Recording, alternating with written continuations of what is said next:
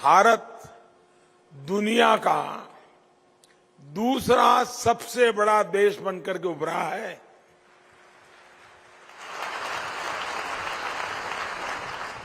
सात साल पहले भारत में सिर्फ 2 मोबाइल मैन्युफैक्चरिंग कंपनियां थी। आज 200 से ज्यादा मैन्युफैक्चरिंग यूनिट्स इस काम में जुटी है। डिफेंस में भी दुनिया के सबसे बड़े इंपोर्टर देश की पहचान वाला भारत आज डिफेंस एक्सपोर्टर बन रहा है। आज देश में 2 बड़े डिफेंस कॉरिडोर बन रहे हैं, जहां बड़े से बड़े आधुनिक हथियार बनेंगे, देश की रक्षा जरूरतों को पूरा करेंगे। साथियों, आजादी के 75वें साल में हम एक नए भारत के निर्माण के नए लक्ष्यों के साथ आगे बढ़ रहे हैं। इस अमृत अभियान का नेतृत्व हमारी युवा पीढ़ी को ही करना है। आज सॉफ्टवेयर इंडस्ट्री से लेकर हेल्थ सेक्टर तक, एआई और एआर से लेकर ऑटोमोबाइल और ईवी तक, क्वांटम कंप्यूटिंग से लेकर मशीन लर्निंग तक, हर फील्ड में नए मौके बन रहे हैं।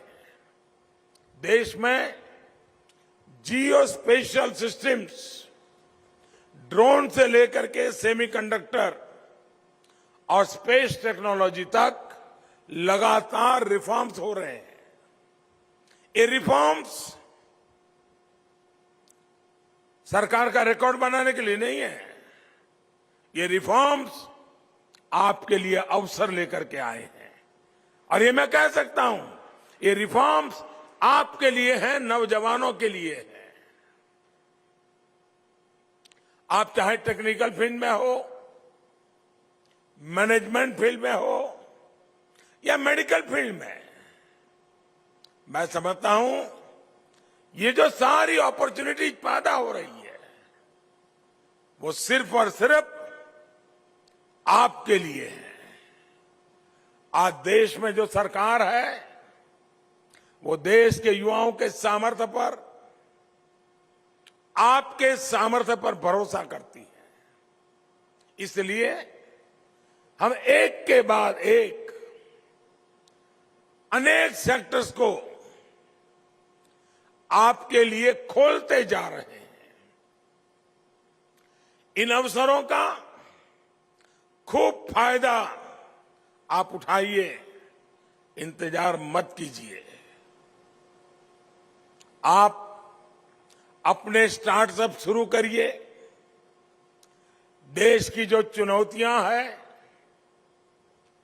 जो लोकल समस्याएं हैं, उनके समाधान यूनिवर्सिटीज से निकलने चाहिए, नौजवानों के दिमाग से निकलने चाहिए। आप ये हमेशा याद रखिए कि आप चाहे जिस किसी फील्ड में हो, जिस तरह आप अपने कैरियर के लिए गोल सेट करते हैं, उसी तरह आपके कुछ गोल्स देश के लिए भी होने चाहिए। अगर आप टेक्निकल फील्ड से हैं, तो आपके इनोवेशंस, आपका काम कैसे देश के काम आ सकता है। क्या आप कोई ऐसा प्रोडक्ट डेवलप कर सकते हैं जिससे गांव के किसान को हेल्प मिले, रिमोट एरियाज में स्टूडेंट्स को कुछ मदद हो सके। इसी तरह अगर आप मेडिकल फील्ड में हैं, तो हमारे हेल्थ इंफ्रास्ट्रक्चर को कैसे मजबूत किया जाए, कैसे गांवों में क्वालिटी हेल्थ सर्विस उपलब्ध हो, इसके लिए आप टेक फ्रेंड्स के साथ मिलकर नए स्टार्टअप प्लान कर सकते हैं। आरोग्य धाम जैसे जिस विजन का सिम्बोसाइज ने शुरू किया है, ये भी पूरे देश के लिए एक मॉडल के रूप में काम आ सकता है। और जब मैं आरोग्य की बात कर रहा हूं तो आपसे ये भी कहूंगा कि अपनी फिटनेस का भी ध्यान जरूर रखिएगा। खूब हंसिए, अभी नहीं, बाद में जॉक्स मारिए, खूब फिट रहिए और देश को नई ऊंचाई पर लेकर जाइए। हमारे गोल्स जब पर्सनल ग्रोथ से बढ़कर नेशनल ग्रोथ के साथ जुड़ जाते हैं तो राष्ट्र निर्माण में स्वयं की भागीदारी का एहसास बढ़ जाता है।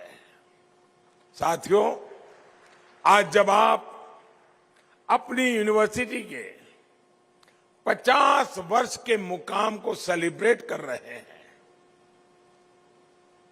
तो मैं इस सिम्बायोसिस फैमिली से कुछ आग्रह करना चाहता हूं, और सिर्फ यहां बैठे हुए लोगों को नहीं, आपको भी आग्रह करना चाहता हूं। क्या सिम्बायोसिस में हम एक परंपरा विकसित कर सकते हैं क्या कि हर वर्ष किसी एक थीम के लिए डेडिकेट किया जाए और यहां जो भी लोग हैं किसी भी फील्ड में होंगे वे एक साल अपने बाकी कामों के उपरांत इस एक थीम के लिए उनका कोई न कोई डेडिकेशन, योगदान, भागीदारी, इनिशिएटिव होना चाहिए। अभी से मानो तय करें कि जब गोल्डन जुबली मना रहे हैं तो नेक्स्ट 5 ईयर, 5 साल 2022 का थीम कौन सा होगा, 2023 का थीम कौन सा होगा, 2027 का थीम कौन सा होगा, क्या अभी से हम तय कर सकते हैं? और जैसे एक थीम मैं बताता हूं, जरूरी नहीं कि इसी थीम पे चलना चाहिए, आपकी अपनी योजना से बनाइए, लेकिन हम मान लीजिए, सोच लीजिए कि भाई ग्लोबल वार्मिंग ये विषय ले लिया, 2022 पूरा ये हमारा परिवार ग्लोबल वार्मिंग के हर पहलू उसी का अध्ययन करे, उसी पर रिसर्च करे, उसी पर सेमिनार करे, उसी पर कार्टून बनाए, उसी पर कथाएं लिखे, उसी पर कविताएं लिखे, उसी पर कुछ इक्विपमेंट मैन्युफैक्चर करें। यानी बाकी सब करते करते एक अतिरिक्त काम, एक थीम ले ले, लोगों को भी जागरूक करे। उसी प्रकार से जो हमारे कोस्टल एरियाज है या फिर समुद्र पर क्लाइमेट चेंज के प्रभाव पर भी हम लोग काम कर सकते हैं। ऐसे ही एक थीम हो सकती है कि हमारे बॉर्डर एरियाज के विकास के लिए जो हमारे आखिरी गांव है, जो हमारी सीमा की सुरक्षा में सेना के साथ कंधे से कंधा मिला करके जी जान से जुटे रहते हैं, एक प्रकार से पीढ़ी दर पीढ़ी वो हमारे देश के रक्षक हैं। क्या हम यूनिवर्सिटी के द्वारा हमारे परिवार में हमारे बॉर्डर डेवलपमेंट का प्लान क्या हो सकता है? इसके लिए यूनिवर्सिटी के स्टूडेंट्स उस इलाके का टूर करें, वहां के लोगों की दिक्कतें समझे, फिर यहां आकर के बैठ करके चर्चा करें, समाधान खोज के निकालें। आपकी यूनिवर्सिटी एक भारत श्रेष्ठ भारत की भावना को मजबूत करने के लिए वसुधैव कुटुंबकम भी, उस सपना भी साकार तब होता है जब एक भारत श्रेष्ठ भारत का सपना साकार होता है।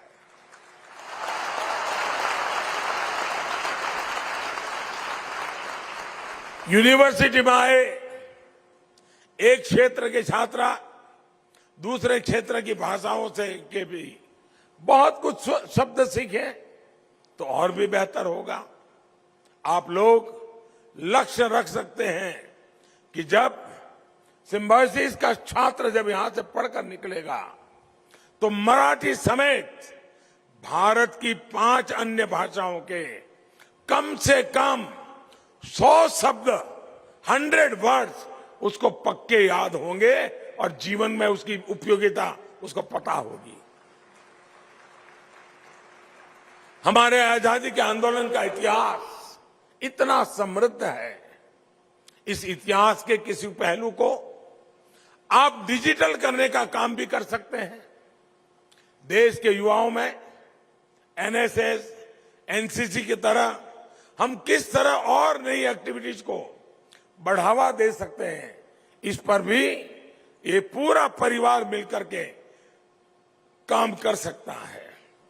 जैसे वाटर सिक्योरिटी का विषय हो, एग्रीकल्चर को टेक्नोलॉजी से जोड़ने का विषय हो, सॉइल हेल्थ टेस्टिंग से लेकर के फूड प्रोडक्ट की स्टोरेज और नेचुरल फार्मिंग तक, आपके पास रिसर्च लेकर जागरूकता बढ़ाने के लिए बहुत से टॉपिक्स हैं।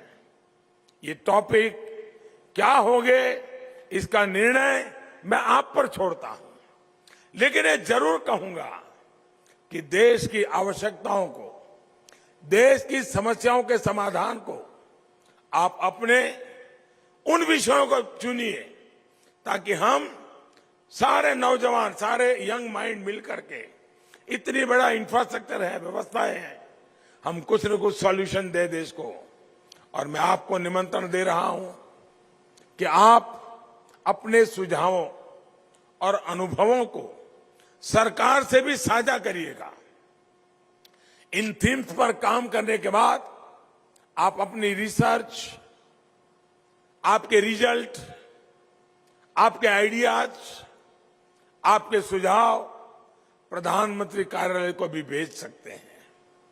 मुझे विश्वास है कि जब यहां के प्रोफेसर्स, यहां के फैकल्टी, यहां के छात्र मिलकर इस अभियान का हिस्सा बनेंगे तो बहुत अद्भुत नतीजे निकलेंगे।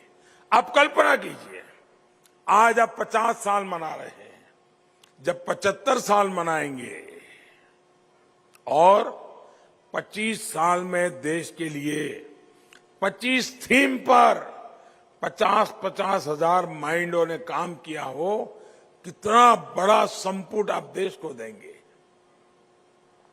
और मैं समझता हूं इसका बहुत बड़ा फायदा सिम्बायोसिस स्टूडेंट्स को ही होगा। आखिर में मैं सिम्बायोसिस के स्टूडेंट्स को एक और बात कहना चाहता हूं। इस संस्थान में रहते हुए आपको अपने प्रोफेसर से, टीचर से, अपने साथियों से बहुत कुछ सीखने को मिला होगा।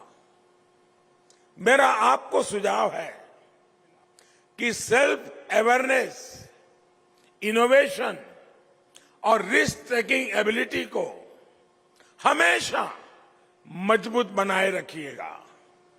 मैं आशा करता हूं कि आप सब इसी भावना के साथ अपने जीवन में आगे बढ़ेंगे और मुझे विश्वास है कि 50 साल की आपके पास एक ऐसी पूंजी है, अनुभव की पूंजी है। अनेक एक्सपेरिमेंट करते करते आप यहां पहुंचे हैं। एक खजाना है आपके पास, ये खजाना भी देश के काम आएगा। आप फले फूले और यहां पर आने वाले हर बच्चा अपना उज्जवल भविष्य बनाने के लिए आत्मविश्वास के साथ निकल पड़े, यही मेरी आपको शुभकामनाएं है। मैं फिर एक बार आपका धन्यवाद इसलिए भी करूंगा कि मुझे आपके बीच आने के लिए कई अवसर मिलते रहते हैं, लेकिन आ नहीं पाता हूं। जब मुख्यमंत्री था तो एक बार जरूर पहुंच गया था आपके बीच। आज फिर इस पवित्र धरती पर आने का मौका मिला है। मैं आप सबका बहुत आभारी हूं कि मुझे इस नई पीढ़ी के साथ रूबरू होने का अवसर दिया। बहुत बहुत धन्यवाद, बहुत बहुत शुभकामनाएं।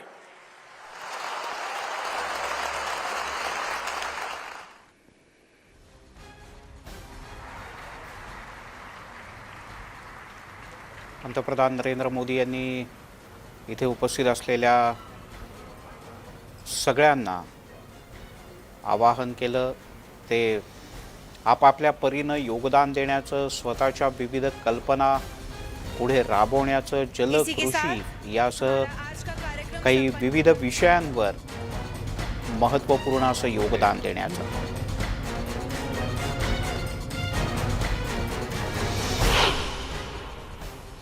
यासोबत दुपारच्या बातम्यांमध्ये इथेच थांबूयात. पाहत रहा न्यूज 18 लोकमत.